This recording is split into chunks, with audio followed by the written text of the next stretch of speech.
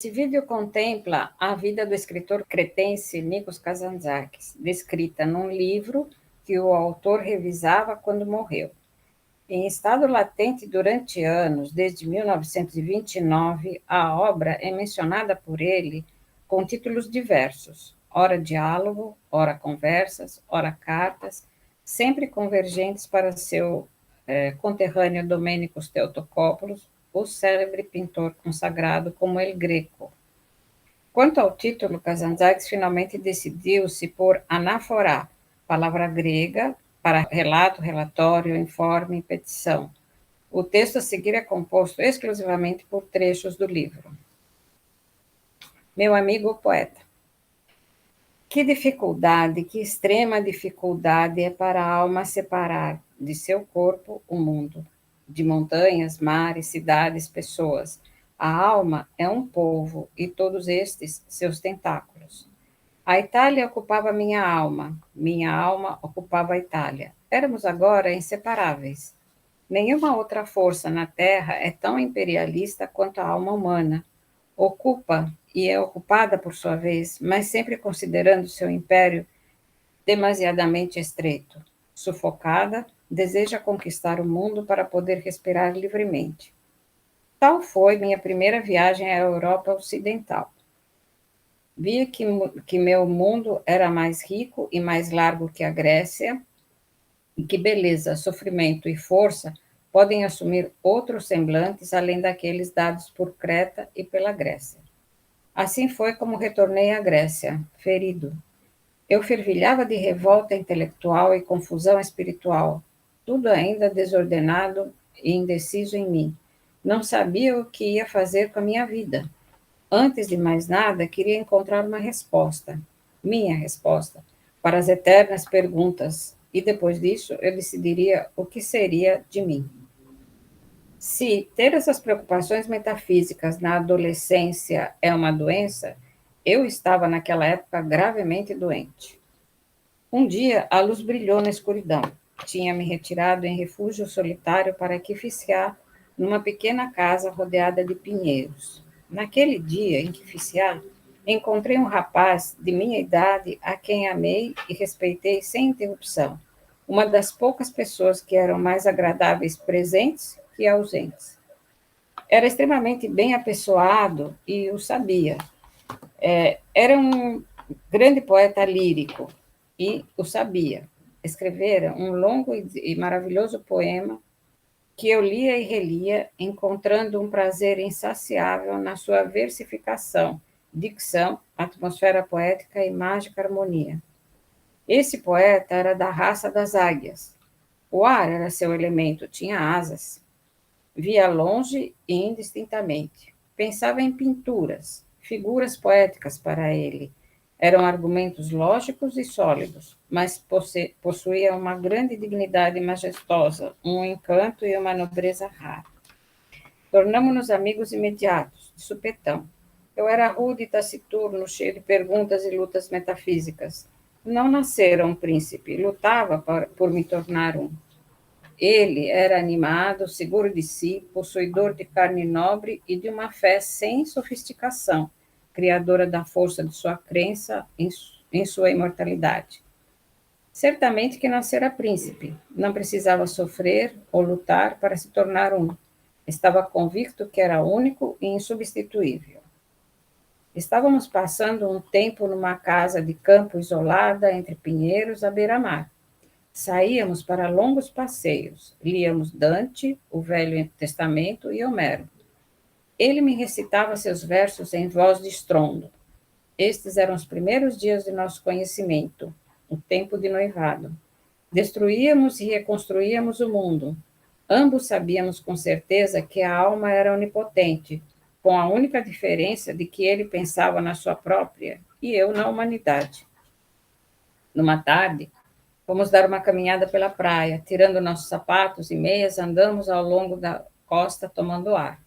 Não trocamos uma única palavra durante todo o caminho de volta. Caminhávamos rápido. Uma brisa se levantara e o mar suspirava. Quando alcançamos a casa, apontei para a vasta biblioteca de meu amigo. De olhos cerrados, minha mão tateante agarrou um livro. Meu amigo arrancou-o de meus dedos e o abriu. Era um grande álbum de fotografias. Monastérios, monges, campanários, ciprestes, celas acima de penhascos abruptos com o mar violento embaixo. Monte Athos, gritei. Exatamente o que eu queria, gritou também. É o que eu tenho desejado por anos e anos. Vamos. Chovia. O cimo do Athos desaparecera atrás de uma cortina de espesso nevoeiro. O mar calmo, gelatinoso, lamacento. Um monastério brilhava cintilante entre os carvalhos, enegrecidos pela chuva. O barco nos levaria até Dafne, o minúsculo porto da montanha sagrada. Pisamos o solo sagrado. Os monges, parados no cais, lançavam olhos treinados a cada pessoa que desembarcava, caso uma mulher se tivesse escondido entre os passageiros vestindo roupa de homem. Nos 1000 anos, desde que a sagrada montanha foi consagrada à Virgem, nenhuma mulher ali pôs os pés. Nenhuma exalação feminina manchou o ar, mesmo o de animais fêmeas, ovelhas, cabras, galinhas ou gatas. O ar somente se mancha de cheiros masculinos. Inclinados sobre nossas robustas bengalas de carvalho, sacolas nas costas, subimos a estrada de pedras que leva a Cariés, passando por uma densa floresta de carvalhos meio desfolhados, de pistachos e de loureiros de folhas largas. Sentíamos ter penetrado numa imensa catedral composta de mar, montanhas e carvalhos. Em algum lugar por trás dos carvalhos, um sino repicou as vésperas. Os monges da aldeia apareceram quando dobramos a curva da estrada. Apressamos nosso passo. Açougueiros, vendedores de legumes, cozinheiros, apregoadores, limpadores de ruas, todos estes monges. Era uma aldeia tristonha e insuportável de machos. Sem uma mulher, sem uma criança, sem um riso. Nada além de barbas, negras, castanhas, cinzentas e brancas como a neve, algumas pontudas como a espada, outras espalhadas como vassouras em forma de sinos, outras espessas, encaixadas e impenetráveis como verdes couve-flores. Nossa jornada começou. Loucos de felicidade, viajamos de um monastério para outro, conversando a voz pequena com os antigos peregrinos sobre Deus, o destino do homem e do nosso dever em particular, os 3 temas persistentes de nossa inteira viagem. Fiz um diário, anotando a colheita do dia à noite. Agora, 40 anos depois, amarelou-se com o tempo, mas, voltando suas páginas, revivo aqueles dias divinos e inacreditáveis.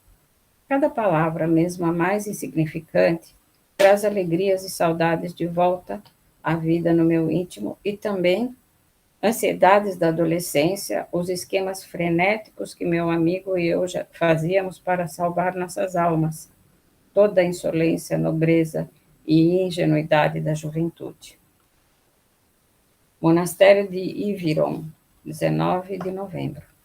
Pela manhã, passeio ao longo da costa. Uma pequena fonte de água benta e a minúscula capela ao seu lado, com o ícone da Virgem no seu interior, sangue jorrando de sua face. 2 monges pescadores puxando as redes, os peixes dançando. E à noite, que instante divino, quando víamos o mar brilhantemente branco e em suspiros a lua enorme sobre ele. Meu amigo disse que esta noite a lua realmente preenchia sua vocação, iluminava a eternidade. Monastério de Stavronikita, 21 de novembro. Espantosamente alto sobre o mar. Numa das celas, alguns jovens noviços aprendiam a música bizantina cantando as primeiras notas bem alto. Seguram a tradição como uma vela acesa nas suas mãos, sujas e infantis. O mar visto da torre do monastério, como se parece com um arco gigante esticado ao seu limite.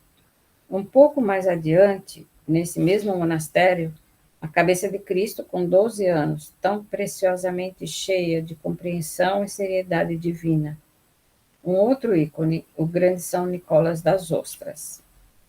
Monastério de Pantocrátoros. Antes do amanhecer, ouvi uma melodia enfeitiçante vinda do pátio do monastério. Correndo à minha janela, vi um monge na semiluz do amanhecer. Meu amigo também acordara, debruçou-se ao meu lado pela janela e ambos escutamos, absortos e contentes. Nos vestimos e descemos a capela. Escuridão total, exceto por 2 lamparinas que queimavam sobre iconoclastes à frente dos ícones de Cristo e da Virgem Mãe. Os salmos das matinas começaram baixinho, gentilmente como um farfalhar das árvores, o suspirar do mar. Passando depois pelo convento, comentamos a vida daqui. Que ritmo divino! Que colcha maravilhosamente trabalhada, que era o produto de gerações incontáveis. Monastério de Vatopede. Aproximamo-nos do famoso Vatopede numa suave manhã, plena de bondade divina, uma manhã vinda diretamente do céu, como se estivéssemos no 5º dia da criação e que Deus ainda não moldara o homem para estragar seu trabalho. Uma pequena coruja parada numa pedra já se estonteava com a luz, permanecia imóvel e pacífica, aguardando o retorno da escuridão. Subitamente ouvimos vozes e risos. Tínhamos finalmente chegado ao monastério. 2 bem nutridos monges se sentavam à entrada num banco de pedra, brincando com o guardião. Paramos repentinamente. Meu amigo me olhou. Foi um sonho, disse, balançando a cabeça. Por um instante, acreditamos que pessoas não existem. Subimos para o quarto de hóspedes. Uma refeição suntuosa nos tinha sido preparada, repleta de todas as riquezas de Deus. Este monastério despedaça meu coração. Os monges bem nutridos, cada um deles. Se Cristo voltasse à terra e por acaso parasse em Vatopede, como faria o chicote dançar sobre suas cabeças. Vamos embora. Monastério de Carcado. Nuvens tinham encoberto o sopé e o topo do Monte Athos, deixando livre uma parte larga e branca de neve brilhante no meio. Começou a chover, chuvas de verão. Nosso guia correu à frente e deu um tiro.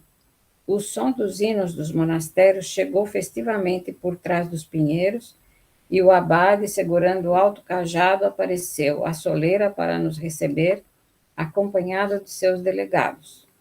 Entramos no refeitório. Era longo e estreito, pintado de azul e negro. O abade se senta à cabeceira da mesa, severo, taciturno, de barba preta. Todos se debruçam sobre seus pratos, ninguém fala. O abade apenas toca seu pão e alimento. Então, de repente, pega num pequeno sino ao seu lado e o toca 3 vezes. Os monges pulam em pé, ainda mastigando suas refeições inacabadas. Entra a hóstia numa pequena bandeja, um pedaço de pão, do qual cada monge tira um pedacinho que come como um sagrado antídoto. Naquela noite ficamos acordados, conversando até altas horas. Nós dissemos que o tempo estava maduro, o mundo estava maduro para um novo caminho de amar a Cristo. Monastério de Filofelco. Passeio maravilhoso através do nevoeiro. Álamos graciosos e esbeltos sufocados por trepadeiras. Entramos no pátio do monastério. A grama crescia por todas as fendas, entre as pedras, paredes e celas em volta. As celas em volta eram negras, de umidade e mofo. A capela no centro. Penetramos para rezar ao seu ícone milagroso, a Virgem do Beijo Suave. Sua face repousava numa textura inexprimível contra o rosto de Jesus infante, e seus olhos tristíssimos olhavam à distância. Monastério de Aguias Lavras.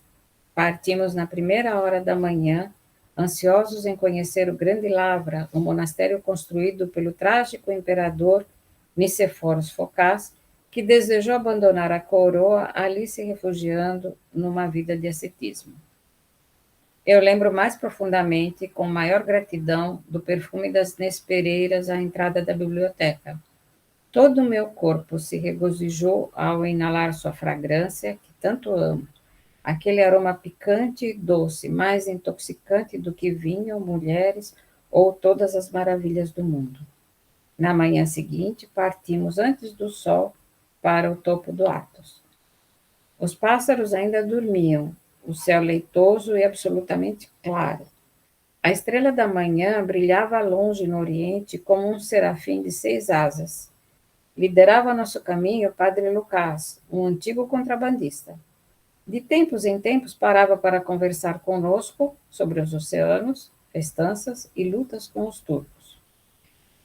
O sol estava pino quando pisamos no cume. Fomos rezar na pequena capela dedicada à Transfiguração de Cristo. Agachado por trás de uma rocha imensa, já que o vento começara a soprar, tínhamos frio. Olhávamos o mar mudo e ilimitado, as ilhas navegando cintilantes de branco sobre ele, e longe no horizonte as montanhas desconhecidas que davam um ar de tristeza ao espaço. Iosafé, 8 de dezembro.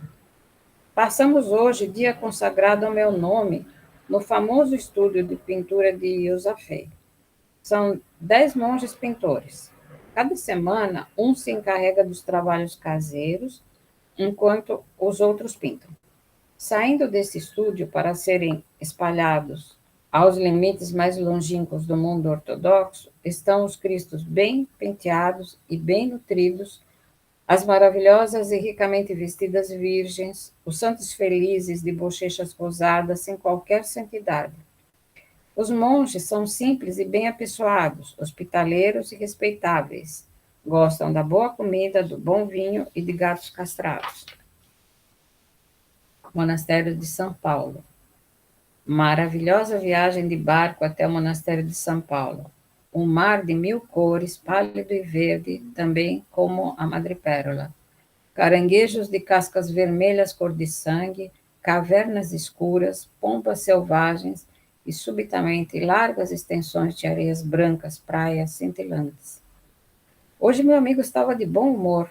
Todo o barco estremecia com suas altas gargalhadas.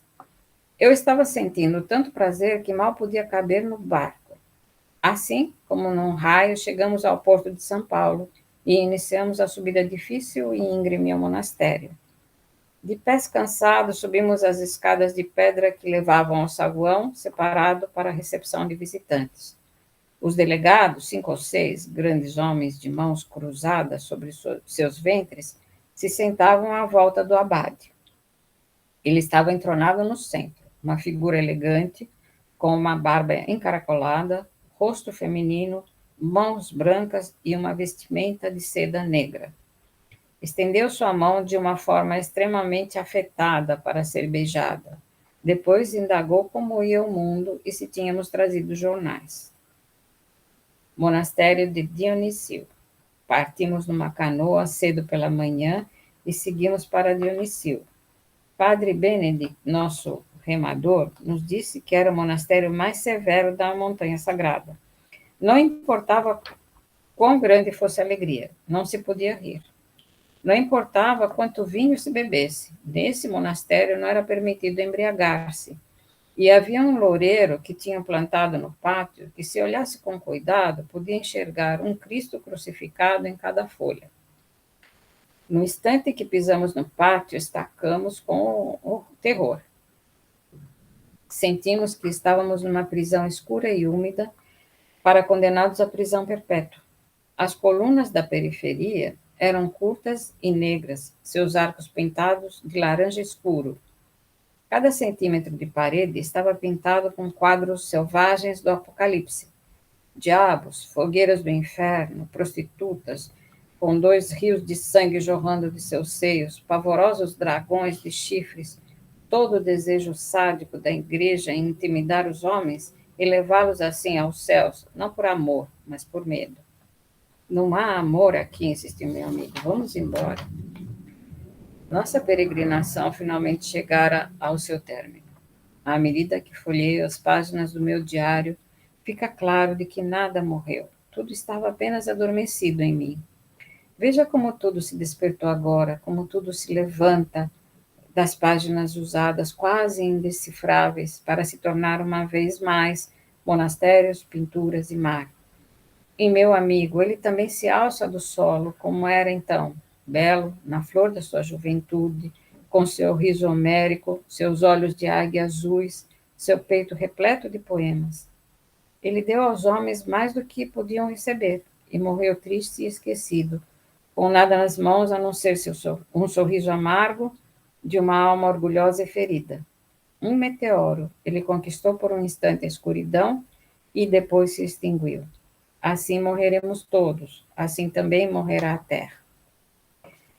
Jerusalém. Quando fiquei novamente sozinho, fechei meus olhos e me perguntei o que no final restara da montanha sagrada. De tantos prazeres e tantas experiências comoventes, de tantas perguntas que atormentavam meu amigo e a mim, o que afinal se depositara em mim? O que procurava quando eu fui à montanha sagrada? E o que lá encontrara? O que me faltava? Quem me faltava? O que procurava esta alma quando se dirigiu à montanha sagrada e no que falhou em encontrar? Estava dominado por uma grande tristeza e compaixão. Não desejando retornar a uma vida de tranquilidade e conforto, segui pela estrada e caminhei por dias e dias através das montanhas macedônias até encontrar uma pequena, miserável e esquecida aldeia. Cabanas cobertas com estuque de esterco, crianças e porcos brincando na lama. Os homens me olhavam com rostos irados. As mulheres, assim que me viram, cerraram suas portas. Este é o lugar perfeito, disse a mim mesma. Depois de problemas sem fim, finalmente consegui fazer com que um velho pastor entendesse que eu não era nem um criminoso, nem um franco-maçom, nem um louco. Consentiam em alugar-me um canto de sua cabana e em me dar um pouco de leite e pão cada dia. Havendo mais do que suficiente em madeira, eu me sentava em frente ao fogo e lia. Não possuía comigo nada mais do que o Evangelho e Homero.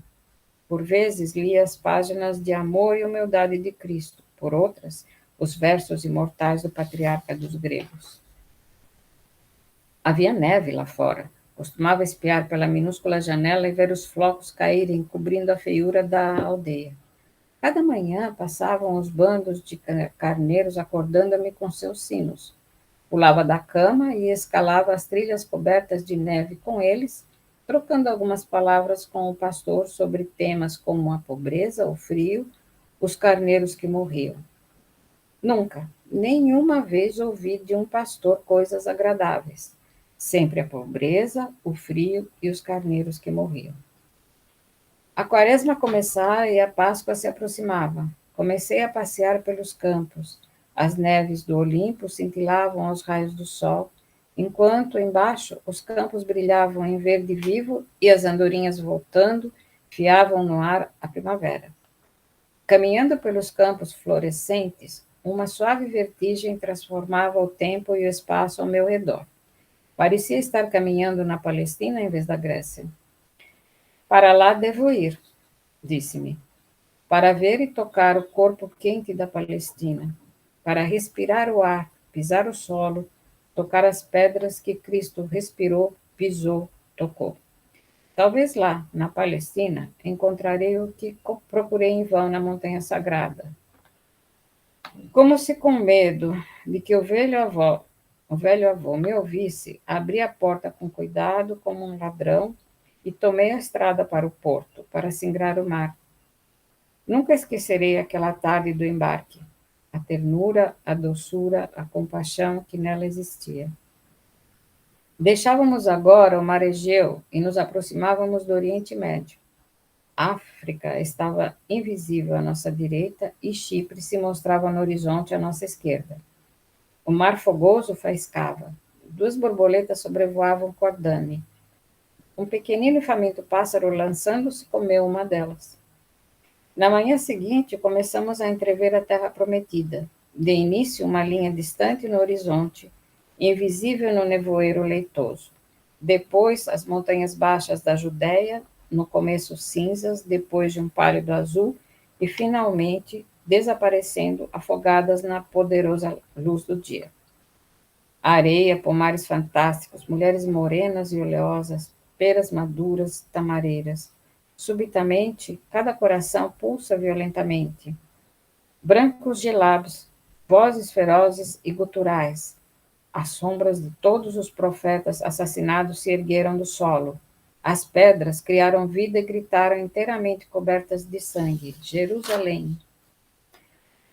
Uma noite seguiu a outra, levando-me finalmente ao amanhecer sagrado do dia da Páscoa.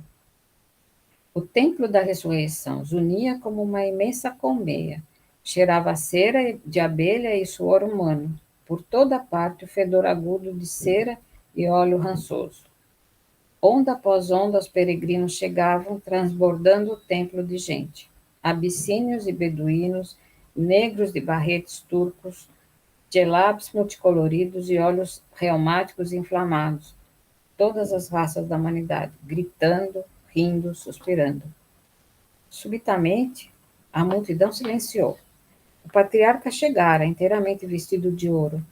Só, sem falar, abaixou a cabeça e entrou sob o santo tabernáculo no centro da igreja. Um brilho saltou do pavilhão sagrado e o patriarca emergiu com um grosso monte de velas brancas incandescentes na sua mão. Num raio, o templo se encheu de chamas do topo à base. Todos os espectadores, segurando suas velas brancas, tinham acorrido ao patriarca para receber a luz. Puseram suas mãos dentro da chama e esfregavam seus rostos e peitos. As mulheres gritavam, os homens começaram a dançar. Uivando, todos se aglomeraram em direção à porta para sair. O templo ficou vazio. O grande estrondo, a multidão frenética, os farrapos multicoloridos, tudo parecia ser um sonho exótico. Saí para o pátio para respirar ar fresco. Queria ir embora, ir para as montanhas desoladas e desnudas à minha frente e caminhar, caminhar e caminhar, sem ver nada mais do que o sol, a lua e as pedras. Assim que fiquei sozinho, gritei para mim mesmo: vamos embora, embora, para o deserto. Cantando para mim mesmo as palavras imortais de uma alma apaixonada por Deus, parti pela estrada que leva ao Mar Morto. Os rochedos, cinzas, amarelos e rosa-vermelhos fumegavam à medida que um sol feroz e gelatinoso tombava sobre eles. Nenhuma flor, nenhuma gota d'água, nenhuma canção de um pássaro para acolher o passante ou espantá-lo. Suspenso sobre mim estava Deus, somente Deus, como uma espada. Desde os anos da minha infância, queimava com o desejo de pisar este solo que agora amassava, queimando em desejo de trilhar o solo e as pedras, pisadas por Cristo, e de escutar sua voz. Falando assim comigo mesmo, eu continuei inalando o mesmo ar do deserto. Quando chegava às profundezas do funil, subitamente um mar morto brilhou à minha frente. Imóvel e cinzento como chumbo derretido, cheio de água lamacenta, gelatinosa e parada. E dele, jorrando em direção à Palestina, por entre juncos e tamangueiras, estava o rio verde-azul, o Jordão. Grupos de homens em longas camisas se benziam. Um padre entoava à margem do rio, enquanto eles mergulhavam na água santificada e se tornavam radis. O sol se fora. A luz se fez um pouco mais suave e minhas têmporas se acalmaram. Sentindo-me como se apenas emergira de uma profunda luta, respirei fundo atrás de mim. Quando voltei a Jerusalém, já era noite. As estrelas pareciam como crateras de fogo suspensas sobre as cabeças da humanidade. Mas ninguém, nas ruas sagradas de Jerusalém, levantava seus olhos a elas para morrer de pavor. O grande medo era conquistado pelas paixões diárias, pelos problemas menores, pelo livro de bolso por mulheres. Assim as pessoas eram capazes de esquecer e ainda continuarem com a vida. Girando e girando no colchão duro, pensei: o tempo de tomar uma decisão já chegou para mim, de dar uma forma ao que eu adivinhava quando criança, quando o leite de Deus ainda se pousava sobre meus lábios. Fechei meus olhos para buscar o sono e fugir. Uma procissão religiosa passava sob a minha janela, o ar cheio de incenso e cantos. Subitamente senti-me feliz. Aquela decisão secreta amadurecia em mim na escuridão. Ainda não podia ver suas feições, mas tinha fé. Levantando, vesti-me e abri a janela. O céu queimava, a estrela transbordava de todo tipo de gente, todos com pressa. Desci a rua e passei pela cidade. Via tudo pela última vez, despedindo-me. Numa vitrina vi uma gravura velha do Monte Sinai. Santa Catarina no centro, com a coroa real sobre a cabeça, e à sua direita e esquerda, coladas aos seus ombros como um par de asas colossais, estavam as duas montanhas, o Sinai e a Santa Episteme. Portanto, por longo tempo, fui incapaz de arrancar meus olhos desta gravura. Sonhos, desejos infantis e profecias absurdas misturavam-se à realidade daquele retrato do Sinai à minha frente. Subitamente, a decisão secreta que amadurecia em mim encontrou suas feições. Lá está a minha estrada, disse em voz alta. Encontrei o que eu vou fazer, irei ao Sinai. Lá meus olhos se abrirão.